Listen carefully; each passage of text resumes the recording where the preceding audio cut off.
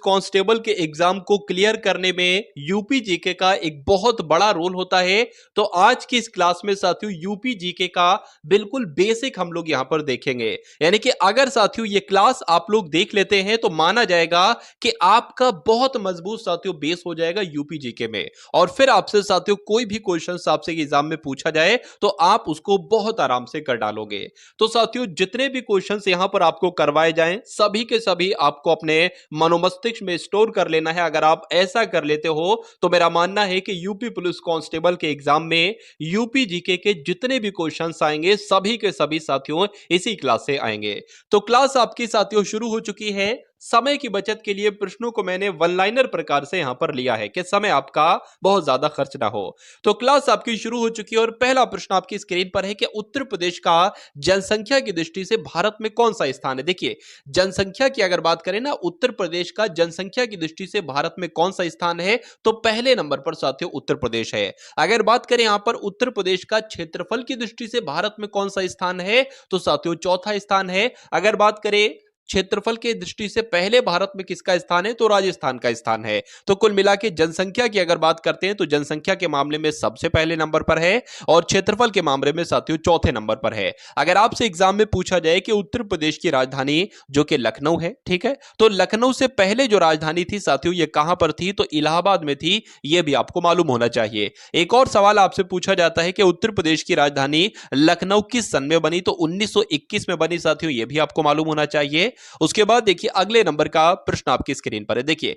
अगर बात करें साथियों यूपी जीके को एक तरीके से टॉपिक वाइज यहां पर कंप्लीट किया गया, देखा गया है कि जो जो एग्जाम में क्वेश्चंस जहां जहां से बनते हैं उन उन क्वेश्चंस के जो जो टॉपिक बनते हैं और उन टॉपिक से जितने भी इंपॉर्टेंट क्वेश्चन बनते हैं सारा कुछ साथियों आज की इस वीडियो में आप लोग देखेंगे। तो आपने साथियों वीडियो में एंट्री की है तो एग्जाम को फतेह करना है साथियों, पूरी क्लास को देखना और पूरा ज्ञान आपके मनोमस्तिष्क में साथियों कुछ ही मिनटों में मैं स्टोर कर दूंगा।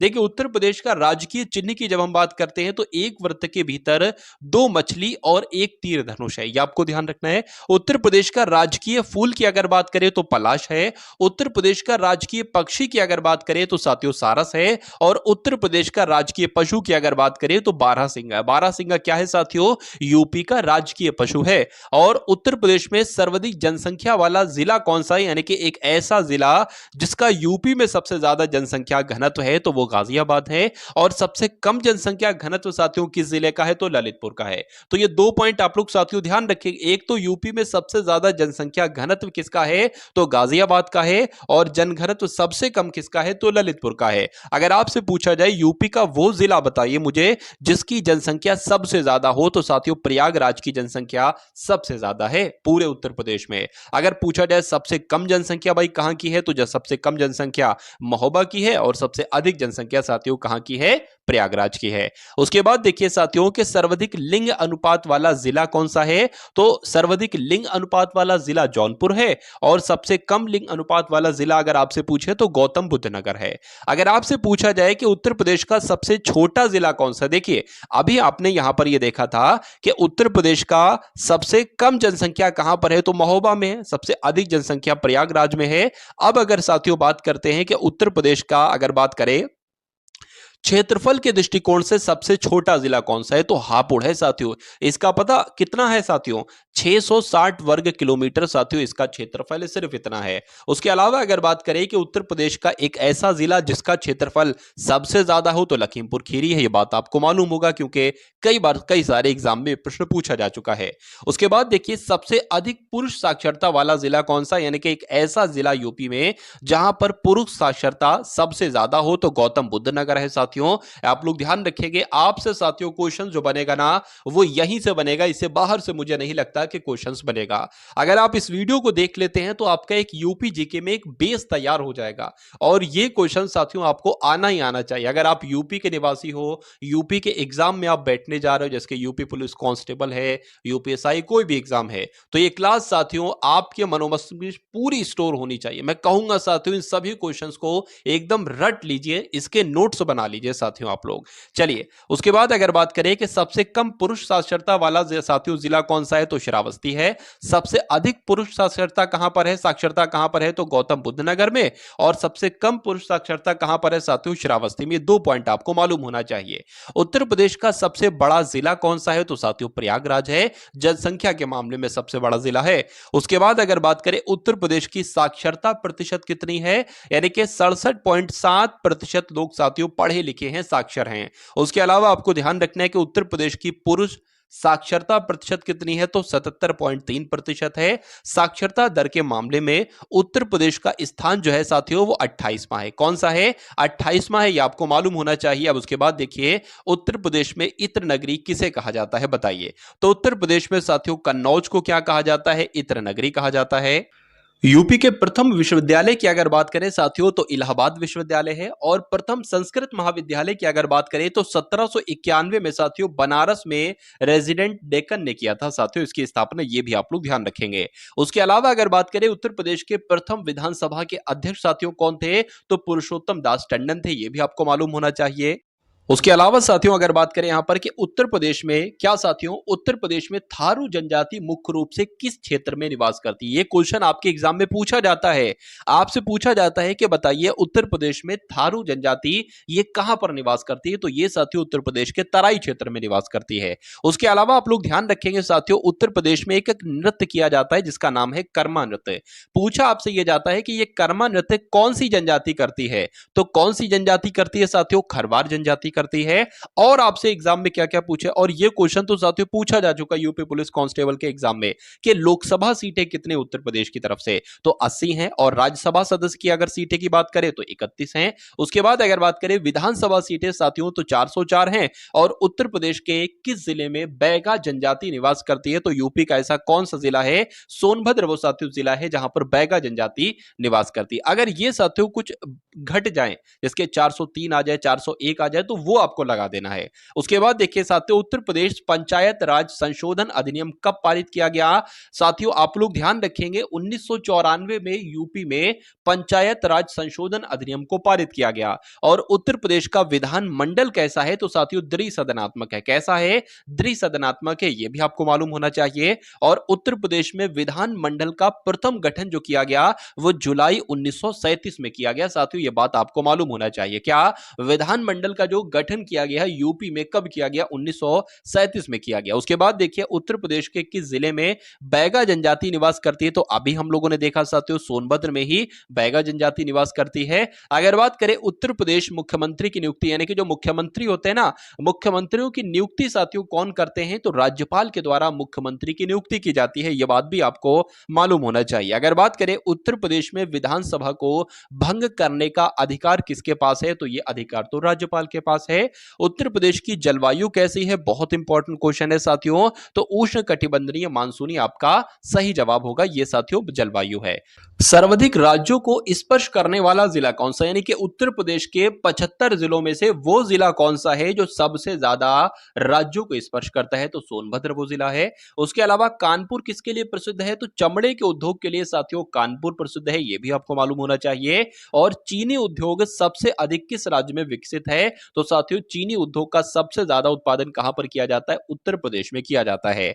और अगर आपसे एग्जाम में क्वेश्चन पूछा जाए कि तीर्थ राज का शहर साथियों किसे कहा जाता है, तो प्रयागराज को ही तीर्थ राज का शहर कहा जाता है। ये गोल्डन पॉइंट है एक तरीके से आपके एग्जाम में पूछे जाने वाला।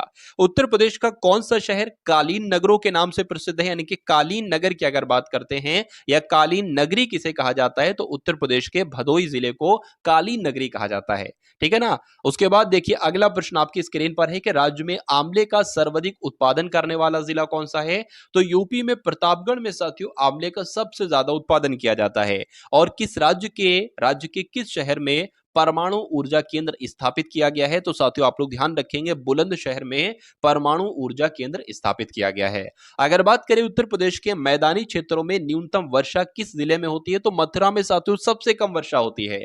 और उत्तर प्रदेश के मैदानी क्षेत्रों में अधिकतम वर्षा कहां पर होती है, तो गोरखपुर में साथियों अधिकतम वर्षा होती है। तो यह मथुरा और गोरखपुर पॉइंट वाला आपको साथियों बहुत सही तरीके से याद रखना है। अब उसके बाद देखिए उत्तर प्रदेश के किस क्षेत्र में लठमार होली मनाए जाने की परंपरा है, है। तो आपसे डायरेक्ट पूछा जाएगा साथियों यूपी में किस जिले में लठमार होली मनाई जाती है, तो यूपी में कहां पर मनाई जाती है साथियों, बरसाना में मनाई जाती है। ये आप लोग साथियों ध्यान रखेंगे, आपको ध्यान रखना है, ठीक है ना। चलिए, और अगर बात करें बरसाना कहां पर है, बरसाना साथियों मथुरा में है। उसके बाद देखिए कि वायु अपर्दन के कारण राज्य का कौन सा जिला सबसे ज्यादा प्रभावित है। तो जब हम बात करते हैं साथियों वायु अपर्दन की, तो वायु अपर्दन की वजह से सबसे ज्यादा जो प्रभावित जिला है वो मथुरा है साथियों, ये आपको मालूम होना चाहिए। उसके बाद देखिए उत्तर प्रदेश में जो आयुर्वेद महोत्सव है ना, आयुर्वेद महोत्सव, ये किस जिले में मनाया जाता है, तो ये कहां पर मनाया जाता है, ये झांसी में मनाया जाता है। और केंद्रीय उपोष्ण बागवानी संस्थान कहां पर स्थित है, तो ये साथियों लखनऊ में स्थित है। ये बात भी आपको मालूम होना चाहिए। तो आयुर्वेद महोत्सव कहां मनाया जाता है, झांसी में। केंद्रीय उपोष्ण बागवानी संस्थान कहां पर है, तो लखनऊ में। और उत्तर प्रदेश का प्रथम दिव्यांग विश्वविद्यालय साथियों कहां पर स्थापित किया गया है, तो ये तो चित्रकूट में स्थापित किया गया है। और आपसे पूछा जाएगा कि संतरे की पैदावार में उत्तर प्रदेश का कौन सा जिला विख्यात है, यानी कि संतरे का सबसे ज्यादा उत्पादन जो किया जाता है वो सहारनपुर में किया जाता है। यह पॉइंट आप लोग साथियों ध्यान रखेंगे। हरदुआगंज ताप विद्युत ग्रह कहां पर स्थित है साथियों, तो ये तो अलीगढ़ में स्थित है, आप लोग ध्यान रखिए। यहां पर अलीगढ़ जो है ना वो साथियों यहां पर टाइप हो गया। यहां से एक नया क्वेश्चन साथियों शुरू होता है कि पहली बात तो आपको ध्यान रखना है कि हरदुआगंज ताप विद्युत ग्रह कहां पर है, अलीगढ़ में। उसके बाद आपको मालूम होना चाहिए कि वर्ष 1935 में, वर्ष 1925 में भारतीय राष्ट्रीय कांग्रेस का जो अधिवेशन हुआ था ये यूपी में हुआ था। और यूपी में कहां पर हुआ था, तो यूपी के कानपुर में हुआ था। यह पॉइंट आपको मालूम होना चाहिए। उसके अलावा आपको मालूम होना चाहिए कि यमुना एक्सप्रेसवे किन दो नगरों के बीच है, तो आगरा और नोएडा के बीच है यमुना एक्सप्रेसवे। अब उसके बाद देखिए साथियों मथुरा किस महाजनपद की राजधानी थी, तो शूरसेन महाजनपद की राजधानी थी। उसके अलावा आप लोग ध्यान रखेंगे कि बिरहा लोकगीत है, रसिया लोकगीत है, आल्हा लोकगीत है। इन लोकगीतों की परंपरा किस प्रदेश में पाई जाती है, तो ये तो साथियों उत्तर प्रदेश के एक तरीके से लोकगीत हैं, बिरहा है, रसिया है, आल्हा है। उसके बाद देखिए बागों का शहर क्या साथियों, आपसे पूछो किसे कहा जाता है, तो लखनऊ को ही साथियों बागों का शहर कहा जाता है। नवाबों का शहर भी लखनऊ को ही कहा जाता है। और प्रदेश का कौन सा जिला अवनालिका अपर्दन से अधिक प्रभावित है, तो इटावा जो है ना साथियों ये अवनालिका अपर्दन से प्रभावित है, इसलिए राइट आंसर आपका कुल मिला के इटावा हो जाएगा। उसके बाद देखिए देश की कुल कृषि योग्य भूमि का कितना प्रतिशत भाग उत्तर प्रदेश में स्थित है, तो जो जो भारत की कुल मिला के भारत में 100% कृषि योग्य भूमि है, तो 100% कृषि योग्य भूमि का साथियों सिर्फ 20% भाग उत्तर प्रदेश में है, ठीक है ना। उसके बाद देखिए चौधरी चरण सिंह स्टेडियम उत्तर प्रदेश के किस जिले में, अगर आपसे एग्जाम में पूछा जाए कि चौधरी चरण सिंह स्टेडियम कहां पर स्थित है, उत्तर प्रदेश में, राजस्थान में, मध्य प्रदेश में, तो उत्तर प्रदेश आपको लगाना है। लेकिन अगर उत्तर प्रदेश ना ऑप्शन में हो, उत्तर प्रदेश के जिलों के नाम ऑप्शन हो, तो आपको मुजफ्फरनगर साथियों उत्तर प्रदेश में लगाना है, ठीक है ना। चलिए अब उसके बाद देखिए अगर बात करें कि चुनार किस उद्योग के लिए प्रसिद्ध है, तो चुनार बहुत आपसे पूछा जाता है, यह साथियों सीमेंट उद्योग के लिए जाना जाता है। चंद्रशेखर आजाद जो मुठभेड़ हुई थी, तो मुठभेड़ में साथियों ये कहां पर शहीद हुए थे, तो कहां पर शहीद हुए थे साथियों, इलाहाबाद में शहीद हुए थे। उसके बाद देखिए किस परियोजना में उत्तर प्रदेश, बिहार और नेपाल सम्मिलित हैं, तो जो गंडक परियोजना है ना, गंडक परियोजना में साथियों 3 राज्य शामिल हैं, 2 राज्य शामिल हैं और 1 देश शामिल है, एक तरीके से उत्तर प्रदेश, बिहार और नेपाल। उसके बाद देखिए कांच उद्योग के लिए उत्तर प्रदेश का कौन सा नगर जाना जाता है, तो फिरोजाबाद साथियों कांच उद्योग के लिए जाना जाता है। उत्तर प्रदेश राज्य खेलकूद परिषद का गठन कब किया गया, तो 1955-56 में किया गया। उत्तर प्रदेश में जो अयोध्या नगर है ये किस नदी के किनारे पर है साथियों, तो ये सरयू नदी के किनारे पर है। ये सभी के सभी पॉइंट आपको मालूम होना चाहिए। उसके बाद देखिए साथियों अगर आपने अभी तक चैनल पर नए हैं और आपने अभी तक चैनल को सब्सक्राइब नहीं किया है, तो तुरंत साथियों चैनल को सब्सक्राइब करके बेल आइकन पर क्लिक कर लीजिए और इस वीडियो को लाइक कर दीजिए, और हो सके तो अपने 2 से 4 मित्रों को अगर इस वीडियो को शेयर कर देंगे साथियों तो मुझे बहुत अच्छा लगेगा।